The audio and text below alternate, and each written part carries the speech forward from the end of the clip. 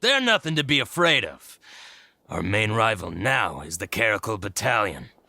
They've also amassed a significant amount of Mora this time, so we mustn't underestimate them. How can the Caracal Battalion compete with the boss when they're nothing but a bunch of money-grubbing opportunists out for a quick Mora?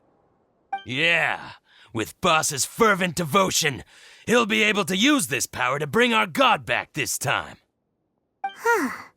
All these guys talk about is the Scarlet King, so they're probably the ones we're looking for. Greater Lord Ruka Devata. That traitor and her followers must not be spared. The day will come when the Scarlet King exacts vengeance on Sumeru, and all of them shall be punished. Yeah, Paimon was wondering what they meant too. We should ask about that if we get the chance later. Feel free to look around.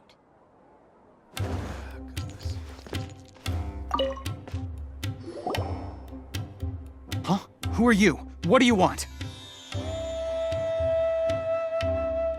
A student? What's a student from Sumeru City doing in Port Ormos?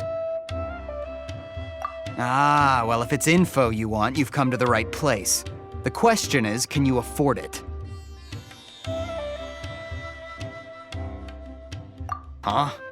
What is this, some kind of joke? Oh! Sorry! He must have grabbed the wrong amount! Hey, what do you think you're doing?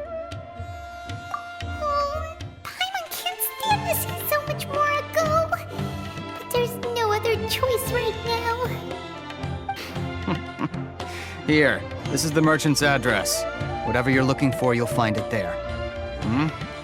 Well, what are you waiting for? Oh, that's right! We heard you mention the Scarlet King just now. We're actually interested to know more because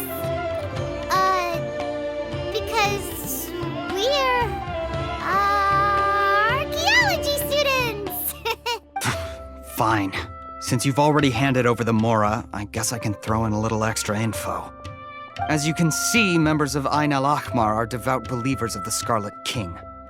Years ago, the Scarlet King founded the great desert nation that was our homeland. It was an advanced civilization, far beyond anything you'll see in present-day Sumeru. The Scarlet King was the rightful god of wisdom, but he was betrayed by a companion he trusted. She even stripped him of his title, God of Wisdom. So, you mean the traitor was... Greater Lord Ruka Devata, yes. That shameless wretch destroyed the Scarlet King's civilization, and our ancestors were forced to flee to this land where we were made to suffer the tyranny of our enemies. Furthermore, she conspired with the academia to cover up the truth of her actions, and create the merciful and benevolent facade for which she is now known. Ugh, just thinking about it sickens me. But the story doesn't end there, oh no. The Scarlet King isn't truly dead. The voice of the Oracle has been heard in the desert, prophesying his resurrection. Mark my words, our god shall return. And when that day comes, all followers of the traitor and all the desert dwellers who have forgotten their true god will suffer retribution together. If what I'm saying makes you shiver with fear, it might not be too late for you to become a believer of the Scarlet King. I don't have anything to say to you academia people about that.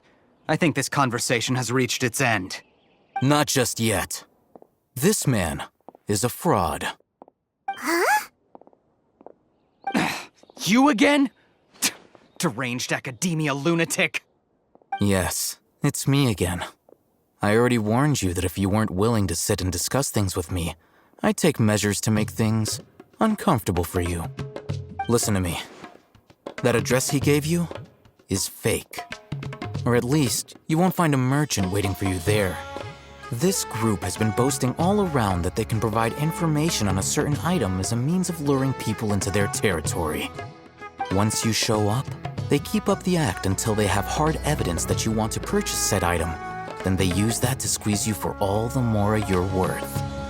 Hey! Shut it all, Hatham! What are you playing at, trying to ruin our business like this, I told you the other day. I wish to discuss my terms with your boss. Ha! The boss made it perfectly clear that he won't negotiate with you. Yes, and in no uncertain terms. But that was then. It does not preclude him from changing his mind in the future. I'm warning you, don't push us, or this could get ugly. We don't usually get rough with people from the academia because it just complicates things. For a lunatic like you, though, we might just have to make an exception. If you're suggesting that we escalate this from a verbal exchange to a physical one, I accept. After all, even the Archons used war to negotiate the ownership of Teyvat. If, on the other hand, we can't agree on any means of negotiation at all, then I'm afraid my next course of action will sting a little more than the mere falling through of a few business deals. I will jeopardize the Eremite's reputation, which I know you value above all else. I am quite confident that if I began to take such action, your boss would willingly approach me himself. However, I fear that by then, some things will have happened that cannot be undone. Also, a word of advice. I suggest you tell your boss exactly what happened here today. Otherwise, he might blame you for not telling him in the future. What did you say? Consider this. Have I ever failed to follow through on my word in the past? This guy is really out of his mind. Okay then. If you really have a death wish, let's meet a week from today. The pier in front of the Pharos Lighthouse, 4 o'clock in the afternoon, sharp. Don't expect us to hold back. Not so fast.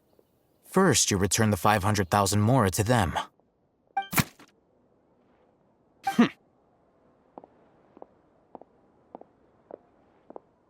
Please, I beg you, don't provoke them.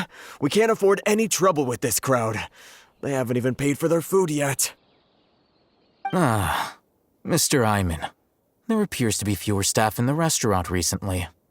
This wouldn't happen to be because they're all busy spreading the word to the students, would it? Well... Someone who chooses to do business with a group like that really can't afford to get so flustered the instant someone confronts them about it. Consider the meal compensation for our silence. I'd say you're getting an excellent deal. Whoa, did you see that? He not only got us our Mora back, but sent the Emirites running too! Plus, he seems to know a lot about what's going on around here. Let's catch up with him and ask some questions!